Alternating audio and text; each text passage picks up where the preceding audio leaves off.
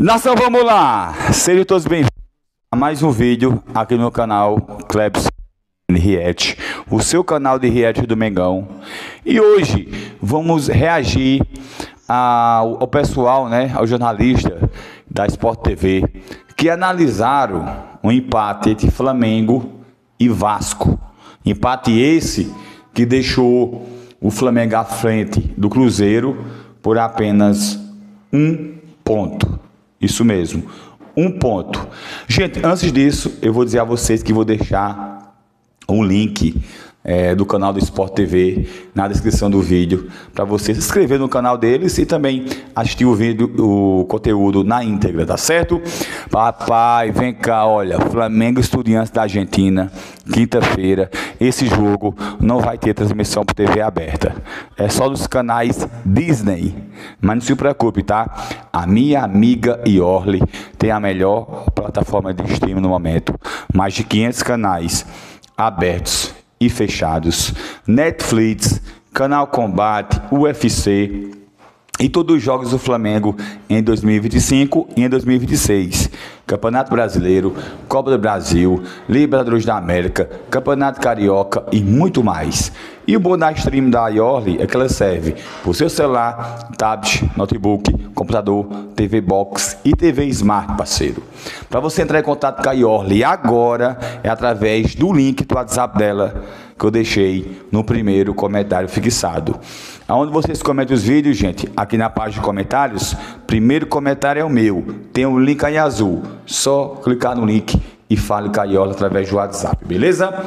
E agora vamos de react, vamos reagir, fica aí com o pessoal do Sport TV, olha só. Vamos começar a falar um pouquinho sobre os clássicos, né, porque eles podem representar muito na sequência dos times da temporada.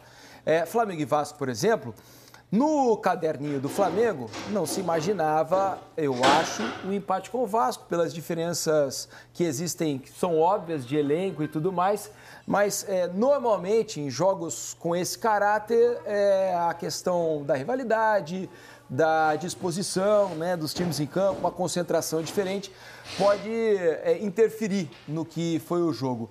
E quem imaginava uma superioridade ampla do Flamengo, eu pelo menos antes do jogo começar, imaginava a grande superioridade do Flamengo, no campo ela foi bem menor do que eu imaginava. O que te pareceu o clássico, Mansur, do Maracanã?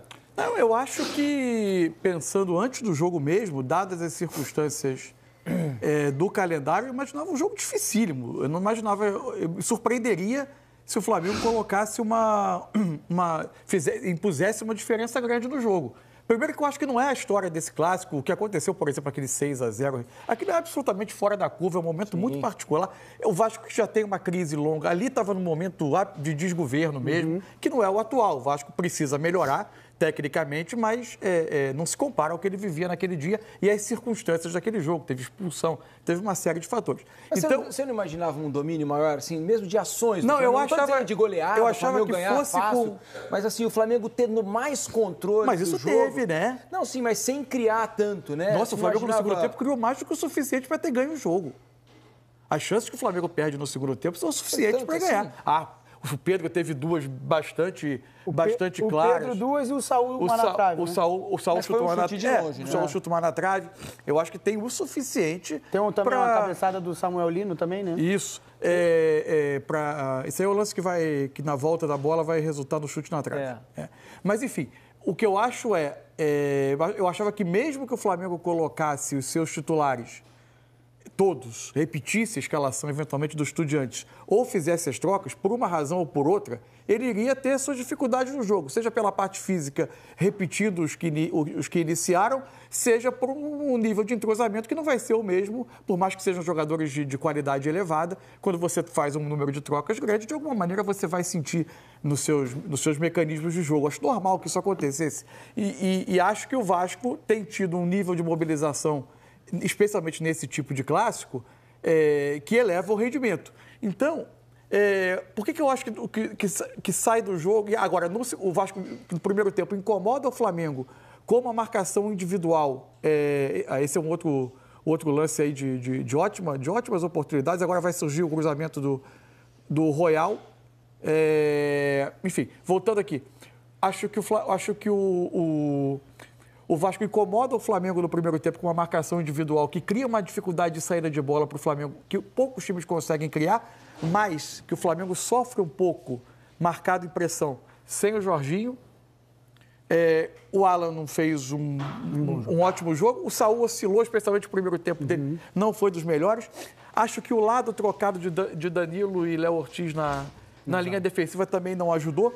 Mas o fato é que o Vasco foi conseguindo ganhar volume com essa marcação individual. Fazer o jogo acontecer um pouco mais de tempo no primeiro tempo perto da área do Flamengo. E a partir daí ele tinha bola parada, ele tinha um lançamento longo, ele conseguiu gerar situações que incomodaram. No segundo tempo, especialmente após as trocas, acho que Coutinho e Verratti na frente foram perdendo a capacidade de pressionar. O Flamengo fica mais à vontade nos primeiros passes, entram os jogadores mais acostumados a jogar juntos. A entrada deles, inclusive, para mim, deu argumentos para que o Felipe não tivesse começado com eles. Eles não estavam finos tecnicamente. Isso possivelmente tem a ver com questão física. Isso era uma coisa cobrada assim, internamente, porque eles jogaram 90 minutos numa intensidade muito alta contra o Estudiantes.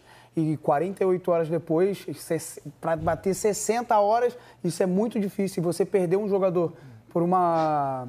parte física mesmo, para o jogo da volta do Estudiantes. E eu acho que foi isso aí que o Felipe Luiz pensou para o jogo também. E assim, o jogo com o Estudiantes é quinta.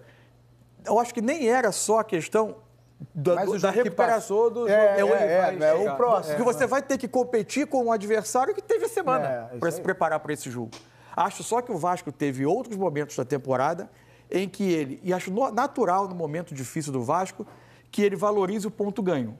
Só que nesse período de crise profunda do Vasco, houve outros clássicos com o Flamengo em que ele conseguiu equilibrar as coisas do campo, valorizou o resultado, mas mais adiante se encontrou com resultados desapontadores. A questão do Vasco é a oscilação. Né? Não dá para... O ano não pode acabar na rivalidade. Isso. Ele precisa continuar. É a mesma coisa, né? Ganhou do Santos de 6-0, foi para Caxias e fez Perdeu um jogo duas seguidas, né? Perdeu duas seguidas, Juventude e Corinthians. Isso. Tem que tentar manter um pouco de regularidade, mas a boa notícia do Vasco é que hoje o Vasco consegue fazer substituições melhores. Isso aí. Né? Há jogadores do banco que ajudam, porque antes o Diniz olhava para o banco e via um deserto. Hoje há opções do banco que podem ajudar a melhorar o time, como aconteceu no próprio clássico, no momento de pressão do Flamengo ali. Isso. Quando o Diniz muda, o Vasco equilibra um pouco mais de novo as ações. Assim, tecnicamente o Flamengo é melhor. Tecnicamente não tem o que falar, até porque os jogadores que foram a campo ontem, a maioria é reserva, né? A maioria é reserva do Flamengo e mesmo assim, tecnicamente o Flamengo dominou o jogo, certo ponto. Mas o Flamengo tem muita dificuldade quando ele perde um jogador que para mim é o cara cerebral dessa equipe, que é o Jorginho. Que é o que consegue controlar o jogo, consegue controlar o ritmo do jogo. E do lado do Saúl, o Flamengo cresce muito. Ontem o Alan e o Saúl não fizeram um bom jogo. E aí o Flamengo perdeu muito o centro do campo, e aí é a parte do Vasco. O Vasco conseguiu competir, o Vasco botou uma intensidade muito alta. Os primeiros 15 minutos, o Vasco... Ele não conseguiu pegar o jogo.